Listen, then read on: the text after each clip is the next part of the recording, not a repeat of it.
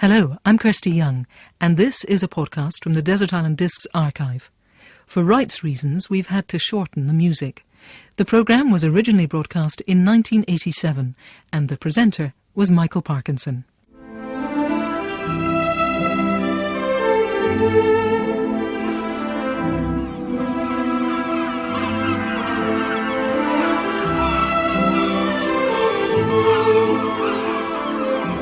There can be few people with a more remarkable life story than our castaway. As a young woman, she served in the Special Operations Executive, training secret agents for work in occupied Europe. After the war, appalled by the ruin and tragedy of it all, she started an organisation to help the sick and disabled. Today there are 80 homes in 13 different countries. The organisation is a charity requiring £8 million a year to operate. The organisation is called the Sue Ryder Foundation. Its founder and inspiration is Lady Ryder of Warsaw. Lady Ryder, welcome. People who come on this programme deliberate for a long, long time, have a great problem in choosing the 8 records and go through all kinds of thought processes. You told me that all your records had to withstand the truck test. Could you tell me what you mean by that? I'm very fond of music, though unfortunately I know very little about it. I have had a cassette player in the different trucks that I've driven over the years. So I've played and played about 60 or 70 different cassettes. They were given or recorded from tapes which were given to my husband. And I think I can say, therefore, really, which I love to hear over and over again, maybe 4 or 5 times. Now, these trucks that you've been driving, they're big trucks between 3 and 7 tons. You've driven them long distances, haven't you? Where to?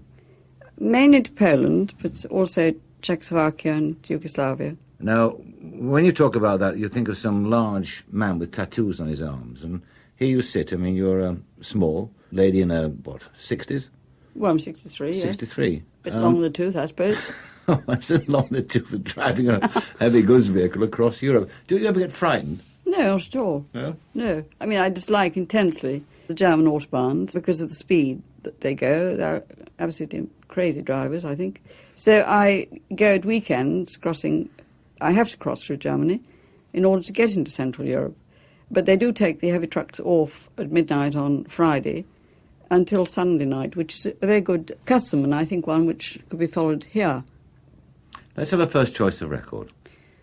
Well, I've chosen, with great pleasure, the Gold and Silver Waltz, because it reminds me of the short pre-war period when I just loved dancing and waltzing.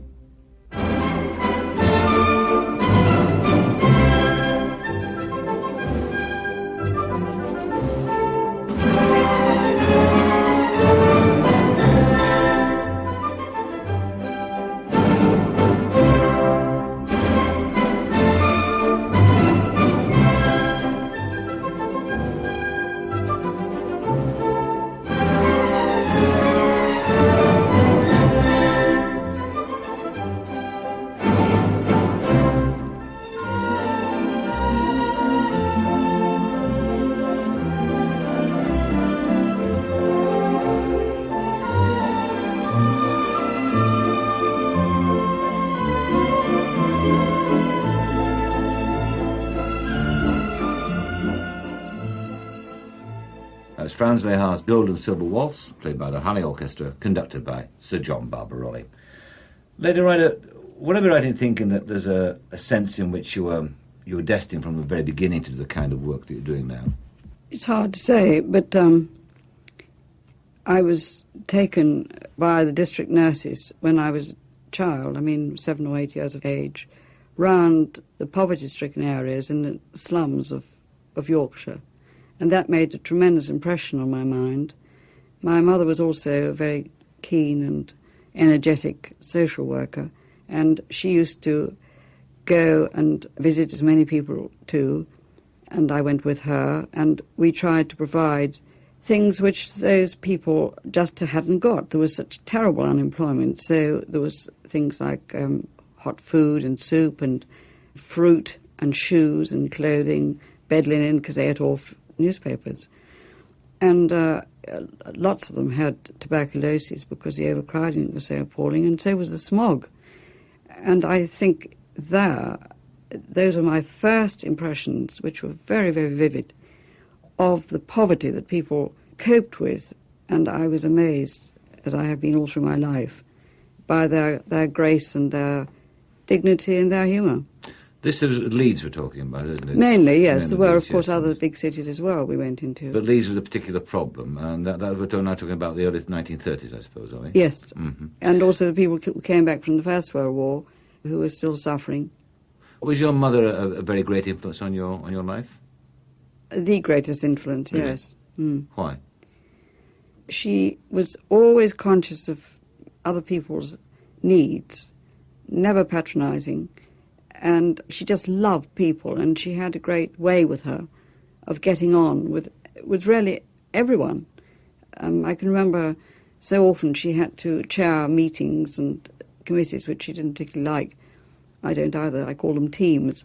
But she, in chair, could always sort of bring people together, even though they disagreed with each other. Let's have another choice of record. Well, this time I've chosen Wish Me Luck As You Wave Me Goodbye, because it reminds me very much of the extremely brave and wonderful young boys and girls in SOE who went out on those death missions. And we used to listen to the music. Sometimes they played it or they whistled it. We always said, don't please do that when you're dropped. We must all forget those wartime melodies because they could have been given away.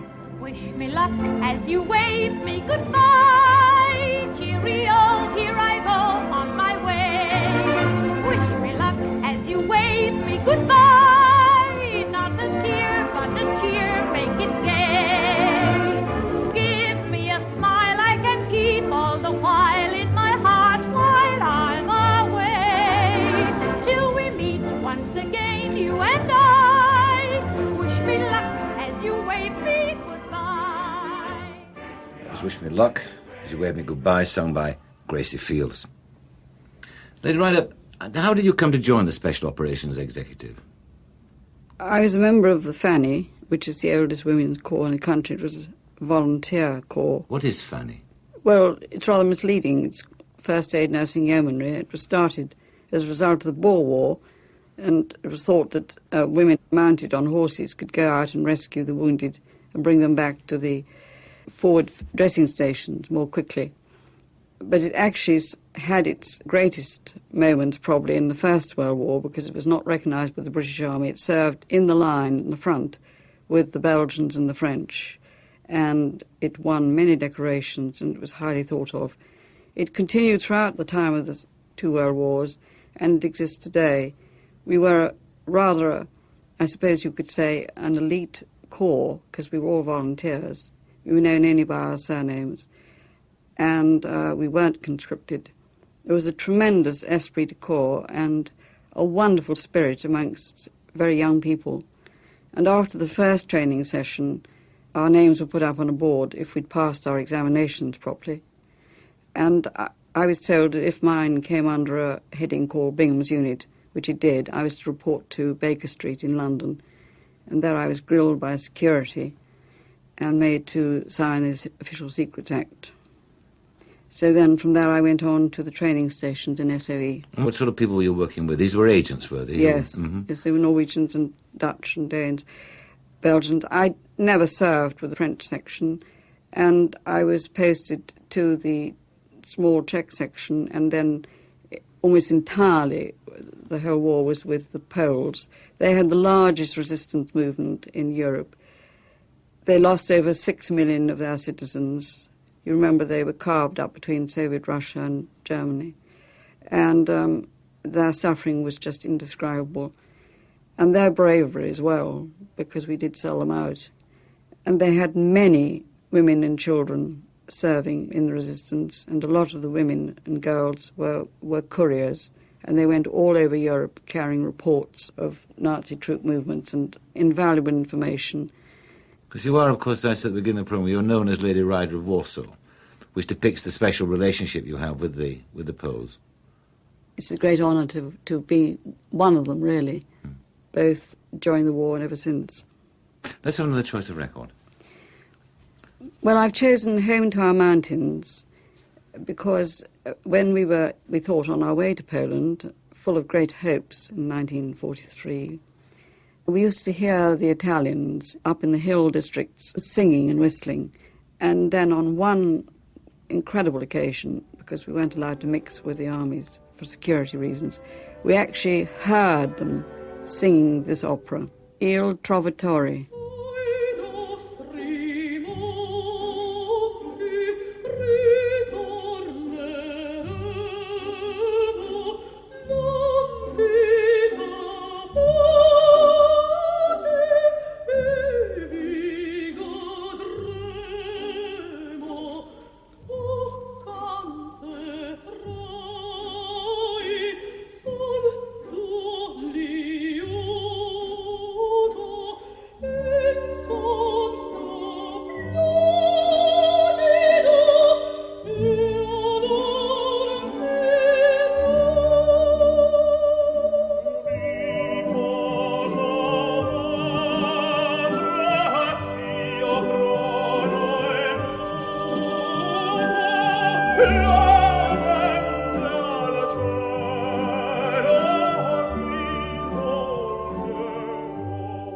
Home to Our Mountains from Verdi's Il Trovatore, featuring the voices of Fiorenza, Cosotto and Carlo Bergonzi.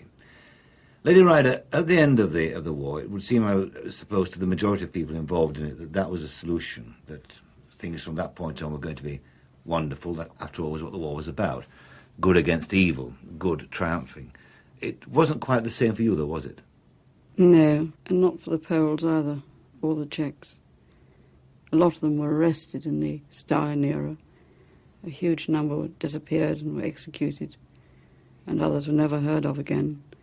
But they were determined to rebuild their countries, I mean Poland, from the ruins, and that's one of the great miracles, I think, of this century, that they did just that without any equipment or outside help. They've rebuilt the old cities exactly as they used to be, and all the churches and factories and schools, many hospitals. And today, despite the shortage of building materials, they are continuing to rebuild another 2,000 churches because their masses are so full, not only on Sundays, they have 8 or 10 on Sundays, but they can't get the congregations in. But what did you say immediately after the war, when it came to an end, what did you see your task as being? Well, I saw my task as being a member of the relief teams, trying to stop the spread of diseases as typhus and tuberculosis and cholera and well over 20 others, and to bring what comfort one possibly could to those who were sick and dying in the most indescribable circumstances. But when those relief teams went back, you stayed, didn't you? Yes, I felt very strongly that I was single, I was free, I didn't have any money, but somehow I thought God meant me to stay there, and so I did. And this is where the idea of the Sue Ryder Foundation, as we know it now, came from, I suppose. Yes, that was a thought we had with the Bods, as we called them, the agents in SOE, that, you know, if any of us came through afterwards, that we should go on and do things in a compassionate way for people who were less well off and who had needs and were suffering in many different ways in many different countries, wherever the gaps exist. When you came back to this country, how then did you get the money together to start the idea? The national press took it up, and without me asking them to, and I was one of the first 4 or 5 victims on This Is Your Life. And as I'd never heard, I'd heard of television, but I'd never seen it, I thought it was quite extraordinary. I mean, a bit dotty, really. But it did help a great deal. I'm sure it did. Let's have another choice of record. I've chosen Ave Maria because it reminds me of a most remarkable and absolutely super soprano, Maria Belitska, who herself was arrested in Warsaw very early in the war. She was in the resistance, and she was terribly tortured by the Nazis. And in the cattle trucks, which were open, in the freezing cold, she sung Ave Maria by Schubert to the sick and the dying, and she continued through those ghastly years in 3 extermination camps, in Majdanek and then Auschwitz, where 4 million people died, and lastly in Ravensbrück. She sang at night secretly, Ave Maria.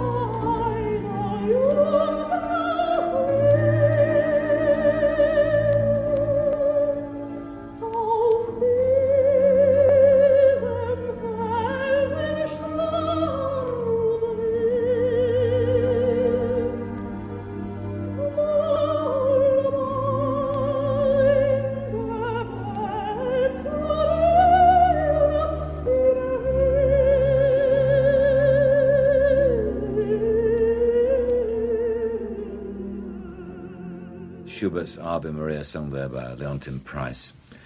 Lady Ryder, let's go back now to your work in England after the war and the setting up of the Sue Ryder Foundation. What sort of people did you start taking into your organisation? Well, those who were blocking acute hospital beds, the disabled and handicapped. For instance, those with Huntington's chorea, which is an unknown disease largely and rather frightens people. It's hereditary, and it's usually diagnosed after adolescence. It affects a person in mind and body, and there are 6,000 people in Britain with that disease, and I believe the Foundation's the only one that can offer any residential accommodation. We have no age limit at all in the Foundation, and so we endeavour, and I say endeavour, really, because there's such enormous needs, to take in those most in need with Parkinson's and MS and cancer, really quite a mixture. And in some homes there are domiciliary care teams going out to visit people, to give them injections and to comfort them. And they prefer sometimes naturally to have their independence, remain at home. In the countries overseas, there's also mobile medical teams, domiciliary care teams as well, physicians who work voluntarily for the Foundation and assess people for wheelchairs and hoists and things that they otherwise can't get. I can think of literally hundreds of people just waiting for one bed, and I think it's a tremendous privilege to be amongst them and to see their humility and courage. Another choice of record, please. Panis and Angelicus, because it's so peaceful, and I think we need to have days off when in the Foundation when we just go into retreat. And also I work a lot with religious orders.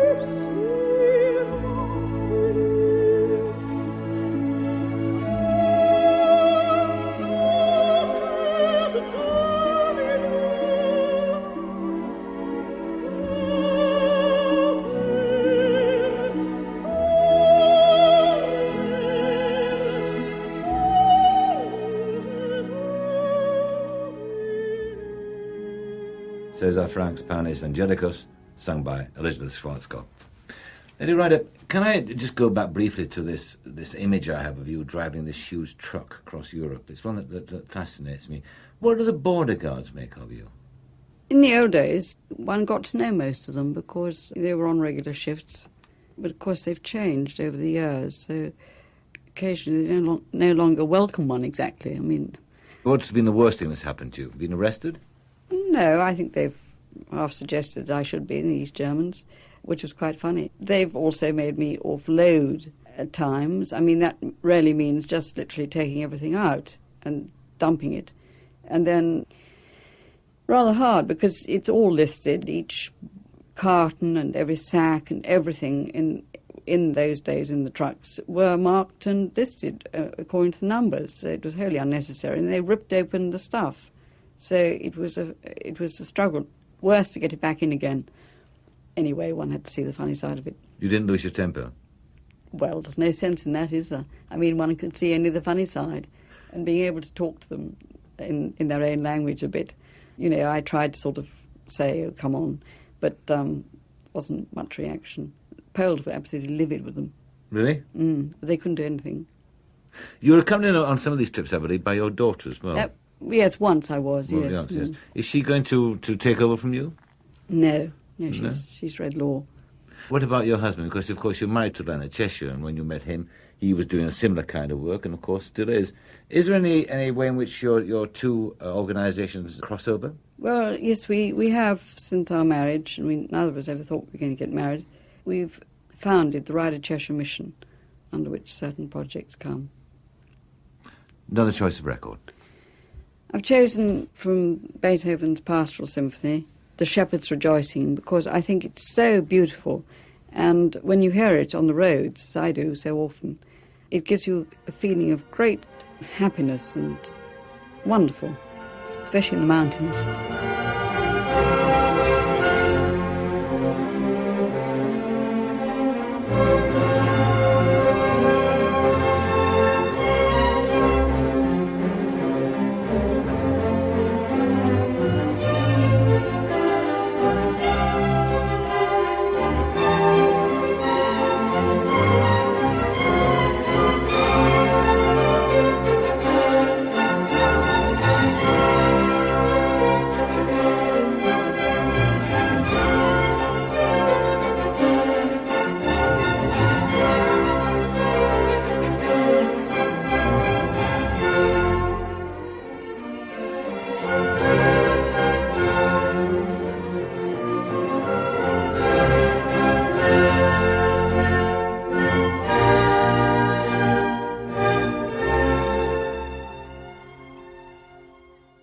As part of the final movement from Beethoven's Pastoral Symphony, the Vienna Philharmonic Orchestra, conducted by Carl Böhm. Lady Ryder, observing you and talking to you and meeting for the first time as I have, it's very discernible that you find it difficult actually to talk about yourself. And it makes me wonder, in fundraising and fronting up an organisation like this, there has to be a degree of putting your personality forward. Do you find that very difficult? Well, I certainly don't like personal publicity. I mean, when I go out and give talks at schools or nurses' schools and universities, I just love being amongst the children and the young people because I think that they've got a tremendous amount to give and they're deeply concerned, a lot of them. Mm. And, well, I find that despite whatever anybody says, and there are lots and lots of good people around, and they really should be, I think, given more publicity. You've not really answered my question. Sorry. Yes, I mean, if I go out and give a talk or... But you are a shy person, aren't you? Yes, I am a bit, yes. I wondered, therefore, you've written this autobiography called Child of My Love. Was that a very difficult thing to do for you, to look back and to write down all those personal details that you say you don't like revealing? Well, it was difficult because I'm not a writer, and secondly, I hadn't put so many hours aside a day, like presumably most writers can and do. And my personal assistant, June Backler, who, if it had not been for her, I don't think it would have ever seen the light of day. But we just plodded on. We tried to slot in from 6 o'clock in the morning, say an hour and a half, and then other days we said we'll take 2 days out of the 7 and concentrate on the book. And it's rather a relief now that it's in print. Another choice of record, please. Well, this is from Chopin, and I really didn't know which of his works to choose from because I love them all. And so I've chosen the Sonata No. 2, Opus 35, from the Funeral March, because to me it symbolises the Poles and their country.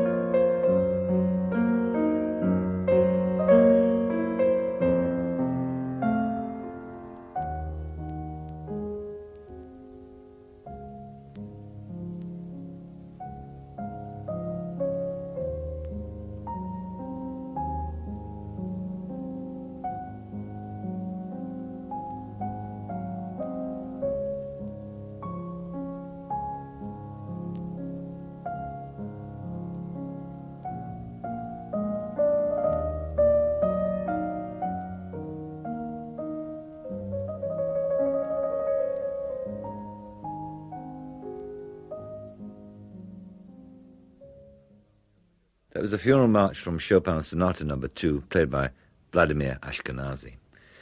Lady Ryder, there's obviously a lot of work left to be done. I mean, in a sense, your work is never-ending. That which you started, there's no end to it.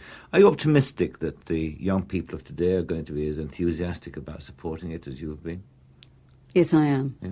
Yes, I think that if they're given the leadership and that the facts are made known to them in a very sincere way, and that they're not tugged too much towards materialism and not too depressed by the terrible numbers of unemployed people and all the other evils of the world, which unfortunately we hear too much of. We don't hear about all the positive things that are going on and all the many schemes are put into action. So, yes, I'm optimistic and I'm full of hope about them. And I think that was proved absolutely and completely by Geldorf when he mobilized the world, didn't he, in an incredible way. And it was just absolutely super when he organized the Band Aid concert and the Sport Aid. And when I was working for a short time in Ethiopia in the famine areas, and we played the record to them in the shelters and to the sick and the dying who were lying on the sand, you know, and trying to find water again. It reminded me of 40 years before in Poland in the ruins. It seemed quite obscene that we should have that same ghastly situation. But at least the world this time was remembering. And I would beg people to go on remembering always and praying above all, because it's through prayer that we can really make progress in every possible way and in all aspects of our life, and never to be put off by numbers, because it's what one person does that makes all the difference to the other person's life. When you look back on your life, what do you think has been your reward? Oh, the people and the children that I've been with, and their courage and their tremendous spirit and sense of fun and optimism. Final choice of record, please, Lady Ryder. Do They Know It's Christmas? It had to be that, didn't it? Yes. Throw your hands around the world at Christmas time. But say a prayer, pray for the other ones at Christmas time. It's hard, but when you're having fun, there's a world outside your window, and it's a world of dread and fear. And that was Feed the World, performed by the two men who wrote it, about Bob Geldof and Midge Ure. Lady Ryder, you're now on your desert island. Do you think you're going to enjoy the experience? Yes, I think I will, because I rather like being alone, and it'll give me an opportunity of saying my prayers properly and meditating and thinking about people and hopefully planning for what I can do in a better way. But I do find that the choice of books to take incredibly difficult. Because, why? Well, because I love poetry and prose. You know, I'm like the records. I'm in a sort of dilemma. Well, you have to assume that you've got the complete works of Shakespeare and the Bible.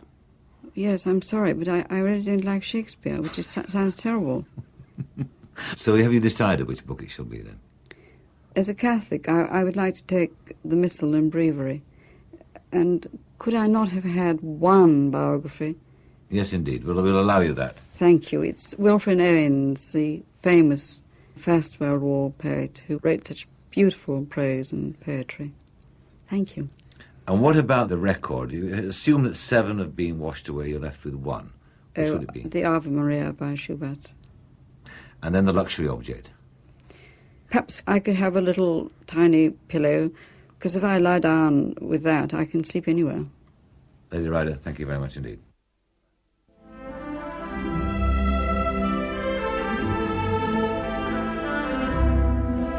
You've been listening to a podcast from the Desert Island Discs archive. For more podcasts, please visit bbc.co.uk/Radio4.